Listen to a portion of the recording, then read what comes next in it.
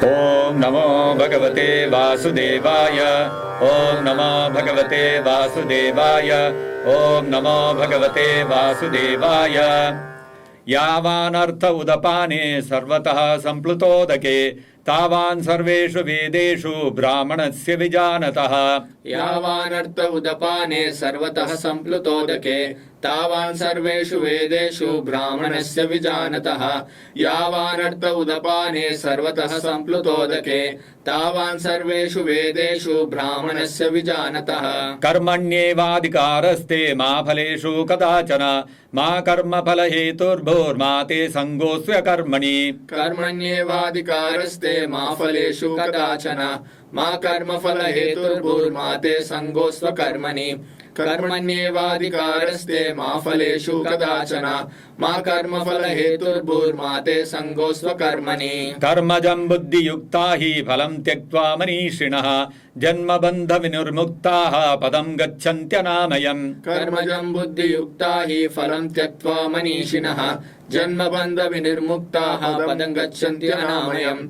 कर्मजं बुद्धियुक्ता हि फलं त्यक्त्वा मनीषिणः जन्मबन्धविनिर्मुक्ताः पदं गच्छन्त्यनामयम्। श्रीभगवानुवाच श्रीभगवानुवाच श्रीभगवानुवाच प्रजहाति यदा कामान् सर्वान् पार्थमनोगतान् आत्मन्येवात्मना तुष्टः स्थितप्रज्ञस्तदोच्यते। प्रजहाति यदा कामान् सर्वान् पार्थमनोगतान् आत्मन्येवात्मना तुष्टः स्थितप्रज्ञस्तदोच्यते। प्रजहाति यदा कामान् सर्वान् पार्थमनोगतान् आत्मन्येवात्मना तुष्टः स्थितप्रज्ञस्तदोच्यते। दुःखेषु अनुद्विग्नमनाः सुखेषु विगतस्पृहः वीतरागभयक्रोधः स्थितधीर्मुनिरुच्यते। दुःखेषु अनुद्विग्नमनाः सुखेषु विगतस्पृहः वीतरागभयक्रोधः स्थितधीर्मुनिरुच्यते। दुःखेषु अनुद्विग्नमनाः सुखेषु विगतस्पृहः वीतरागभयक्रोधः स्थितधीर्मुनिरुच्यते। यः सर्वत्रानभिस्नेहस्तत्तत्प्राप्य शुभाशुभम् नाभिनन्दति न द्वेष्टि तस्य प्रज्ञा प्रतिष्ठिता। यः सर्वत्राणाभिस्नेहस्तत्तत्प्राप्य शुभाशुभम् नाभिनन्दति न द्वेष्टि तस्य प्रज्ञा प्रतिष्ठिता।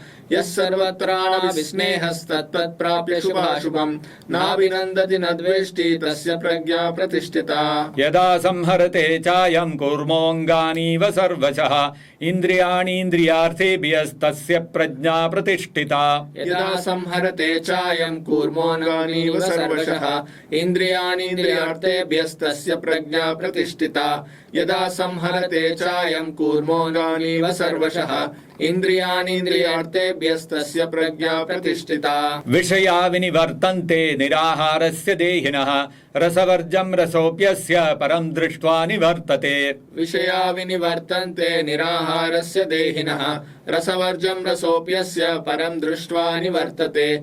विषया विनिवर्तन्ते निराहारस्य देहिनः रसवर्जं रसोऽप्यस्य परं दृष्ट्वा निवर्तते। यततो ह्यपि कौन्तेय पुरुषस्य विपश्चितः इन्द्रियाणि प्रमाथीनि हरन्ति प्रसभं मनः। यततो ह्यपि कौन्तेय पुरुषस्य विपश्चितः इन्द्रियाणि प्रमाथीनि हरन्ति प्रसभं मनः। यततो ह्यपि कौन्तेय पुरुषस्य विपश्चितः इन्द्रियाणि प्रमाथीनि हरन्ति प्रसभं मनः। तानि सर्वाणि संयम्य युक्त आसीत मत्परः वशे हि यस्येन्द्रियाणि तस्य प्रज्ञा प्रतिष्ठिता। तानि सर्वाणि संयम्य युक्त आसीत मत्परः वशे हि यस्येन्द्रियाणि तस्य प्रज्ञा प्रतिष्ठिता। तानि सर्वाणि संयम्य युक्त आसीत मत्परः वशे हि यस्येन्द्रियाणि तस्य प्रज्ञा प्रतिष्ठिता। ध्यायतो विषयान् पुंसः सङ्गस्तेषूपजायते सङ्गात् सञ्जायते कामः कामात् क्रोधोऽभिजायते। ध्यायतो विषयान् पुंसः सङ्गस्तेषूपजायते सङ्गात् सञ्जायते कामः कामात् क्रोधोऽभिजायते। ध्यायतो विषयान् पुंसः सङ्गस्तेषूपजायते सङ्गात् सञ्जायते कामः कामात् क्रोधोऽभिजायते। क्रोधात् भवति सम्मोहः सम्मोहात् स्मृतिविभ्रमः स्मृतिभ्रंशात् बुद्धिनाशो बुद्धिनाशात् प्रणश्यति क्रोधात् भवति सम्मोहः सम्मोहात् स्मृतिविभ्रमः स्मृतिभ्रंशात् बुद्धिनाशो बुद्धिनाशात् प्रणश्यति क्रोधात् भवति सम्मोहः सम्मोहात् स्मृतिविभ्रमः स्मृतिभ्रंशात् बुद्धिनाशो बुद्धिनाशात् प्रणश्यति रागद्वेष विमुक्तैस्तु विषयानिन्द्रियैश्चरन् आत्मवश्यैर्विधेयात्मा प्रसादमधिगच्छति रागद्वेष विमुक्तैस्तु विषयानिन्द्रियैश्चरन् आत्मवशैर्विधेयात्मा प्रसादम् अधिगच्छति रागद्वेष विमुक्तैस्तु विषयानिन्द्रियैश्चरन् आत्मवशैर्विधेयात्मा प्रसादम् अधिगच्छति प्रसादे सर्वदुःखानां हानिरस्योपजायते प्रसन्नचेतसो ह्याशु बुद्धिः पर्यवतिष्ठते प्रसादे सर्वदुःखानां हानिरस्योपजायते प्रसन्नचेतसो ह्याशु बुद्धिः पर्यवतिष्ठते प्रसादे सर्वदुःखानां हानिरस्योपजायते प्रसन्नचेतसो ह्याशु बुद्धिः पर्यवतिष्ठते नास्ति बुद्धिरयुक्तस्य न चायुक्तस्य भावना न चाभावयतः शान्तिराशान्तस्य कुतः सुखम् नास्ति बुद्धिरयुक्तस्य न चायुक्तस्य भावना न चाभावयतः शान्तिः अशान्तस्य कुतः सुखम् नास्ति बुद्धिरयुक्तस्य न चायुक्तस्य भावना